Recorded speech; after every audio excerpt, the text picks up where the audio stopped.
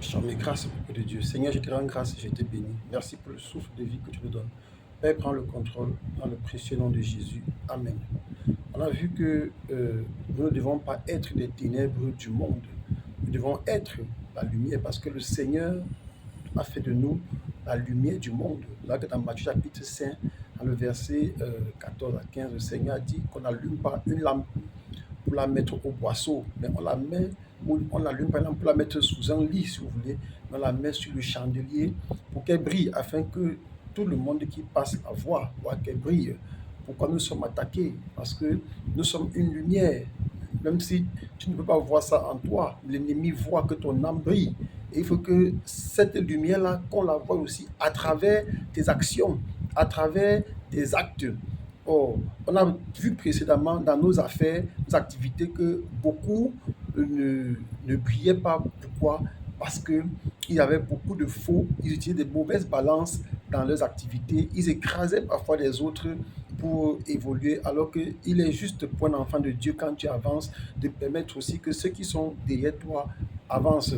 Maintenant, il y a une autre catégorie de personnes euh, qui sont éloignées de Dieu, donc qui sont des ténèbres. Pourquoi? Parce que quand Dieu leur donne un peu pour leur permettre de se relever parfois. Mais qu'est-ce qu'ils font?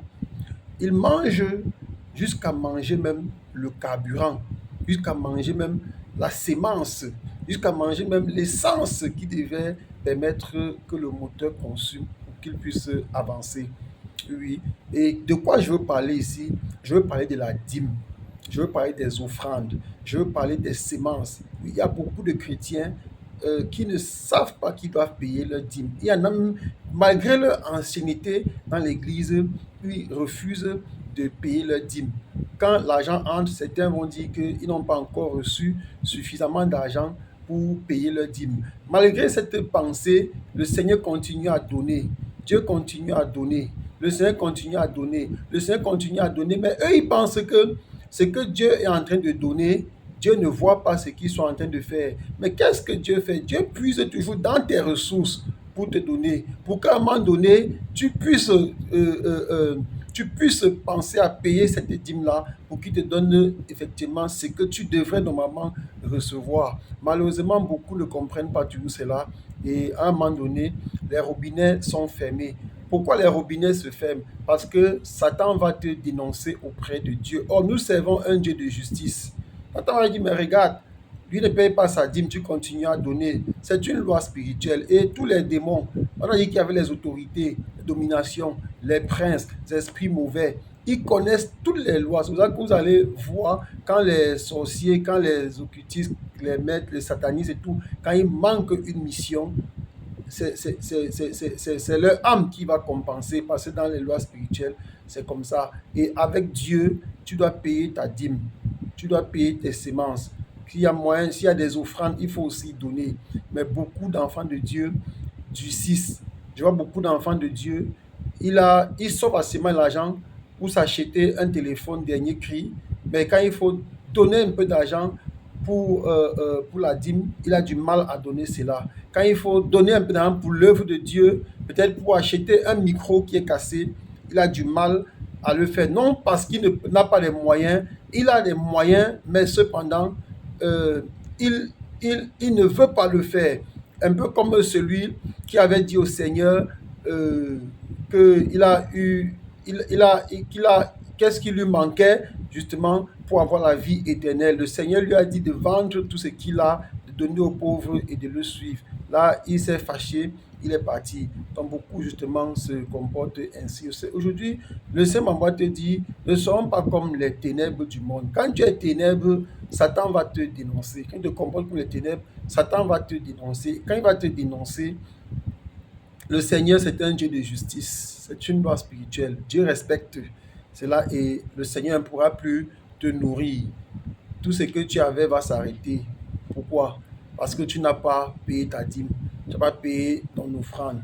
Tu ne sèmes pas dans l'église. C'est des choses, on ne force personne pour le faire. Quand Abraham avait payé la dîme de tout, personne ne l'avait forcé de le faire. Hein. Oui, oui. Personne ne l'avait forcé de le faire. Donc, il est important que tu saches, bien aimé, que c'est très important. Aujourd'hui, certains disent que la dîme c'est un abus. Avant, c'était les récoltes qu'on donnait. Mais il faut savoir que aucun enfant de Dieu de notre génération n'allait donner le maïs qu'il a cultivé chez le pasteur pour dire que voilà sa dîme et le pasteur a refusé. Aucun. Aucun enfant de Dieu n'a coupé une portion de son terrain et donné au pasteur pour dire voilà ma dîme et le pasteur a refusé. Aucun enfant de Dieu n'a donné de l'eau à boire au pasteur en lui disant voici ma dîme et le pasteur a refusé. C'est justement pourquoi est-ce que l'argent, parce que nous sommes dans un monde aujourd'hui où l'argent permet de résoudre beaucoup de choses facilement. C'est pour ça que beaucoup de personnes ont commencé à s'adapter à donner de l'argent. Mais ce n'est pas que c'est la volonté de Dieu qui en donne l'argent. Non, tu peux donner ce que tu veux, mais pourvu que tu penses à ce carburant-là qui va permettre à Dieu de continuer à t'arroser. Ils ne seront pas comme certains qui disaient qu'ils ne donnent pas la dîme, mais ils reçoivent toujours.